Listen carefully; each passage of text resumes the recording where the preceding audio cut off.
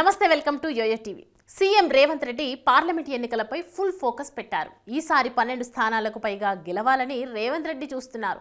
ఇందుకోసం రేవంత్ రెడ్డి పక్కా ప్లాన్తో రూట్ మ్యాప్ను సిద్ధం చేసుకున్నారు.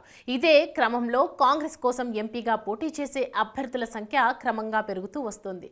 ఇది చాలదన్నట్లు బీఆర్ఎస్ నుంచి కూడా కాంగ్రెస్ చేరికలో పోటీ చేయాలని చూస్తున్నారు కొంతమంది నాయకులు. ఇందులో ఒక ఎంపీ కూడా ఉన్నట్లు సమాచారం. ఆ ఎంపీ కాంగ్రెస్ నుండి పోటీ చేయడానికి రంగం రెడీ అయ్యిందని సమాచారం. ఇప్పుడు బీఆర్ఎస్ కు 8 మంది ఎంపీలున్నారు.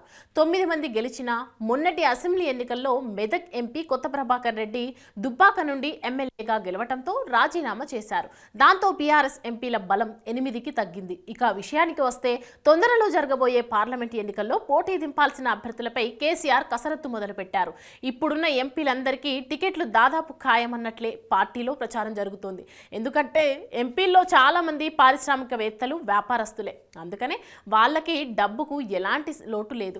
కాబట్టి వాళ్ళనే పోటీ చేయిస్తే పార్టీ మీద చాలా ఆర్థిక భారం తగ్గిపోతుందని కేసీఆర్ ఆలోచించారట. అయితే ఒక ఎంపీ మాత్రం బీఆర్ఎస్ తరపున పోటీ చేయడానికి ఇష్టపడటం లేదని సమాచారం.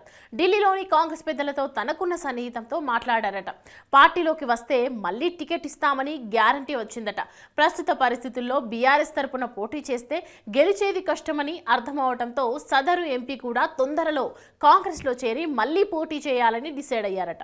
ఈ విషయం తెలియగానే బీఆర్ఎస్ ముఖ్య నేత అలర్ట్ అయ్యారు. అందుకనే సదరు ఎంపీ ఇంటికి 2 కీలక నేతలను పంపినట్టు తెలుస్తోంది. వాళ్ళిద్దరూ ఎంపీ ఇంట్లో దాదాపు 4 గంటలు కూర్చొని పార్టీ మారద్దని నచ్చజెప్పే ప్రయత్నం చేశారట. పోయిన ఎన్నికల్లో ఖర్చు మొత్తం సదరు ఎంపీనే భరించుకున్నారట. అదే విషయాన్ని 2 నేతలు ఇప్పుడు ప్రస్తావించినట్లు సమాచారం. పోయిన ఎన్నికల్లో లాగా ఖర్చు మొత్తం భరించుకోవాల్సిన అవసరం లేదని, మొత్తం ఖర్చులో సగం పార్టీ భరిస్తుందనే బంపర్ ఆఫర్ కూడా ఇచ్చారట. అయినా ఆ ఎంపీ పెద్దగా సానుకూలంగా స్పందించలేదని సమాచారం.